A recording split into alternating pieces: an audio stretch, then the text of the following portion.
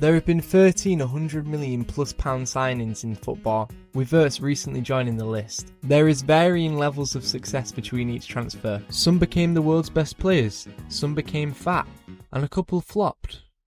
Okay, a lot of them flopped, but in this video I'll explain all of these blockbuster moves. £100 million is a lot of money. With that you could buy a mega yacht, 200 Ferraris, or one Lukaku.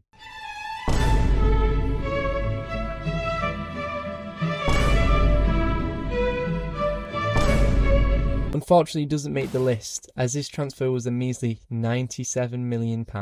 The first player on this list is Ousmane Dembele, who transferred from Dortmund to Barcelona in 2017 for £105 million. Dembele had a rocky start from the jump with this introduction. A lot of pressure was placed upon Dembele, playing for Barcelona, and it didn't help that he was replacing one of the best players in the world at that time. But we'll get onto him later. Ousmane showed great flashes in Spain, but suffered heavily with injuries. He was consistently inconsistent. I don't know how Dortmund convinced Barca to pay £105 million, only 1 year after they spent £30 million for him. Either Dortmund are master negotiators, or the Barca board are idiots. After 5 mediocre years with Barcelona, he left for PSG, where he locked in, scoring 41 times in 95 games for PSG and winning the Champions League last year, being a key player changing games from all across the front three. He is now a frontrunner for the Ballon d'Or. The next player is Jude Bellingham, with his £115 million signing to Real Madrid from Dortmund. But this time Real got their money's worth. Jude was integral to Real winning the Champions League in 2024. He is one of the best players in the world and is glazed by fans worldwide, especially England fans. Ooh, what about that for a volley, yeah? Technique, look at that. He is a midfield maestro, being able to play DM, box to box, cam and striker. He has struggled to replicate the success he had in his first year of Real Madrid, but hopefully he can reach new heights under coach Xabi Alonso. He has already accomplished so much in his short career, winning the Champions League, the La Liga, and being the profile picture of my channel. Congratulations, Jude. His England midfield partner is next on the list, Declan Rice, who moved from West Ham to Arsenal for £105 million. Just like Bellingham. Not that one. Wait, there's two of them now. What's going on here? Rice can play all across the midfield and can surprisingly take free kicks like Roberto Carlos, humbling Real Madrid. He has been playing great and I'm sure he can help Arsenal secure another second place finish. Continuing with the England link, the next player is Jack Grealish, with his £100 million swap to City. He was one of the most exciting players in the Prem for Aston Villa, controlling games and dazzling opposition, but he became yet another victim of Pep, who dulled down his playing style and sucked out his creativity and risk-taking. Now his life force is gone, he argues with people on TikTok comments. To be fair, he does have a treble, and was quite important in that team. Hopefully he can regain his form at Everton. The next player needs no introduction, it's Cristiano Ronaldo. Going from Real Madrid to Juventus in 2018. CR7 had an alright time in Italy, for his standards, winning 2 league titles. However, he didn't go very far in the Champions League. And winning the league for Juve at this time was like stealing candy from a baby, or scoring against Onana.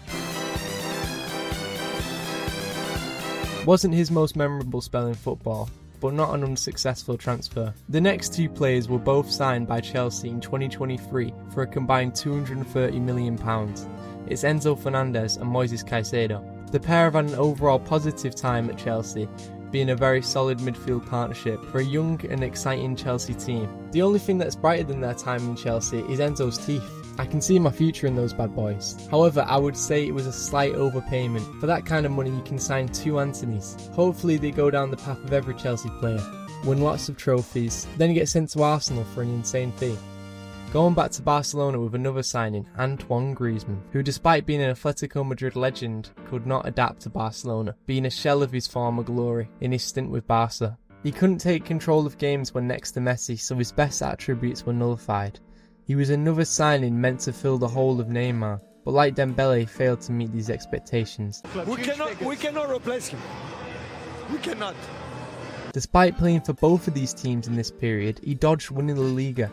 It seems his career highlight will be doing Fortnite dances. Look at him, he's going to do it again! He's doing it, what's he doing now? Get it off! Oh, fuck off, get out! The knock-on effect of transfers can be felt with this next player, because Atletico took the Griezmann money and splashed it on Joao Felix, paying an eye-watering £113 million on the inexperienced Portuguese player. Did you see what I did there? It's a scam. This was a very stupid decision, as they were buying for potential, but Felix couldn't realise his potential in Simeone's strict defensive system, so his talents went to waste. He bounced around Europe playing for Barca, AC Milan and Chelsea twice. He hates sport. Bro, come on! But never replicated the performance that earned him that massive move. Now he chases the bag in Saudi Arabia, and his career is likely dead. Across town from Atletico, Real Madrid broke the bank for Eden Hazard for £115 million.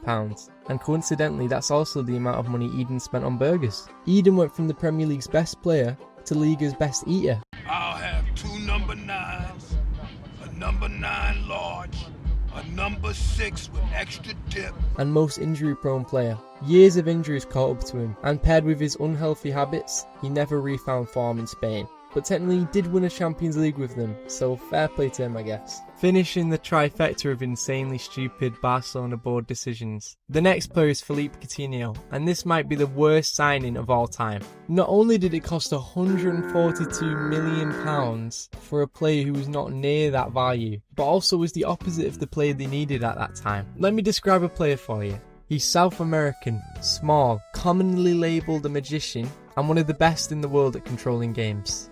Any guesses? Well, the answer is both Messi and Coutinho. They spent £140 million on a worse version of a player they already had, and Coutinho had a massive fall off. It also bankrupted the club, meaning they couldn't register Messi a few seasons later, meaning the greatest player in their history had to walk. On top of this, they also gave Liverpool £140 million, which they spent on Van Dijk and Alisson, 2 players integral to them winning the Champions League in 2019, where Liverpool did this. More emotion of what's going on in this game. Early goal. Origi!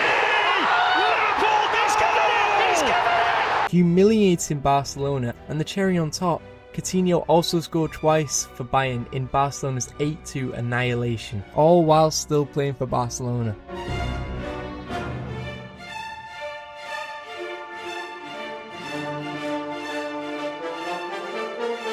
The penultimate player of the list is Kylian Mbappé and his £140 million move to PSG. This is the best £100 million move, as he was an immediate success for PSG, winning title after title, scoring an absurd amount of goals and becoming the face of Ligue 1.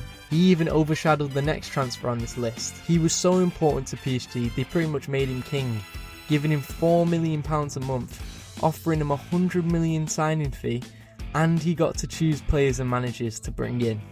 You are mine!